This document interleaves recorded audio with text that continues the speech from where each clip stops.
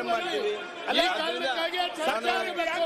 ಸನ್ಮಾನ್ಯ ಅಧ್ಯಕ್ಷರೇ, 2024ನೇ ಸಾಲಿನ ಕರ್ನಾಟಕ ಪ್ರಾಚೀನ ಮತ್ತು ಐತಿಹಾಸಿಕ ಸ್ಮಾರಕಗಳು ಮತ್ತು ಪುರಾತತ್ವ ಸ್ಥಳಗಳ ಮತ್ತು ಅವಶೇಷಗಳ ತಿದ್ದುಪಡಿ ವಿಧೇಯಕವನ್ನು ಮಂಡಿಸಲು ಅನುಮತಿ ಕೋರುತ್ತೇನೆ.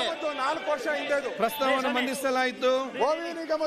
ಈಗ ಪ್ರಸ್ತಾವನೆ ಮತಕ್ಕೆ ಹಾಕುತ್ತೇನೆ. ಪ್ರಸ್ತಾವನೆ ಹೀಗಿದೆ: 2024 ಸಾಲಿನ ಕರ್ನಾಟಕ ಪ್ರಾಚೀನ ಮತ್ತು ಐತಿಹಾಸಿಕ ಸ್ಮಾರಕಗಳು ಮತ್ತು ಪುರಾತತ್ವ ಸ್ಥಳಗಳ ಮತ್ತು ಅವಶೇಷಗಳ ತಿದ್ದುಪಡಿ ವಿಧೇಯಕವನ್ನು ಮಂಡಿಸಲು ಸಭೆಯು ಅನುಮತಿ ನೀಡಬೇಕು. ಪ್ರಸ್ತಾವದ ಪರವಾಗಿರುವವರು ಹೌದು ಎಂದು ಸೂಚಿಸಬೇಕು. ಪ್ರಸ್ತಾವದ ವಿರೋಧವಾಗಿರುವವರು ಇಲ್ಲ ಎಂದು ಸೂಚಿಸಬೇಕು. ಪ್ರಸ್ತಾವ ಹೌದು ಅನ್ನೋರ ಪರವಾಗಿದೆ ಎಂದು ಭಾವಿಸುತ್ತೇನೆ. ಪ್ರಸ್ತಾವ ಹೌದು ಅನ್ನೋರ ಪರವಾಗಿದೆ. ಪ್ರಸ್ತಾವ ಅಂಗೀಕೃತವಾಗಿದೆ. ವಿಧೇಯಕವನ್ನು ಮಂಡಿಸಬೇಕು. ಸರ್ಕಾರ ಒಂದು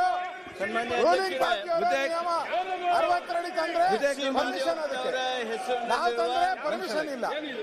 2024ನೇ ಸಾಲಿನ ಕರ್ನಾಟಕ ಅನುಸೂಚಿತ ಜಾತಿಗಳು, ಅನುಸೂಚಿತ ಬುಡಕಟ್ಟುಗಳು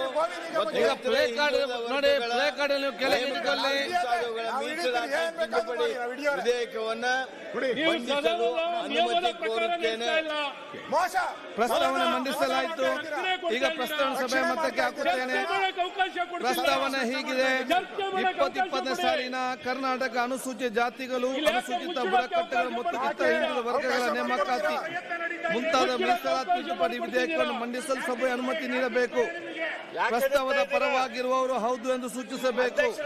ಪ್ರಸ್ತಾವದ ವಿರೋಧವಾಗಿರುವ ಇಲ್ಲ ಎಂದು ಸೂಚಿಸಬೇಕು. ಪ್ರಸ್ತಾವ ಹೌದು ಅನ್ನೋ ಪರವಾಗಿದೆ ಎಂದು ಭಾವಿಸುತ್ತೇನೆ. ಪ್ರಸ್ತಾವ ಹೌದು ಅನ್ನೋ ಪರವಾಗಿದೆ. ಪ್ರಸ್ತಾವ ಅಂಗೀಕೃತವಾಗಿದೆ.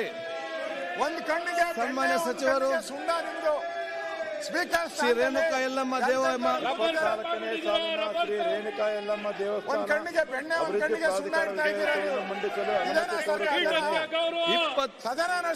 ಪ್ರಸ್ತಾವನೆ ಮಂಡಿಸಲಾಯಿತು. ಈಗ ಪ್ರಸ್ತಾವನೆ ಸಭೆ ಮತಕ್ಕೆ ಹಾಕುತ್ತೇನೆ. ಪ್ರಸ್ತಾವನೆ ಹೀಗಿದೆ: 2024 ಸಾಲಿನ ಶ್ರೀ ರೇಣುಕಾ ಯಲ್ಲಮ್ಮ ದೇವಾಲಯ ಅಭಿವೃದ್ಧಿ ಪ್ರಾಧಿಕಾರ ವಿಧೇಯಕವನ್ನು ಮಂಡಿಸಲು ಸಭೆ ಅನುಮತಿ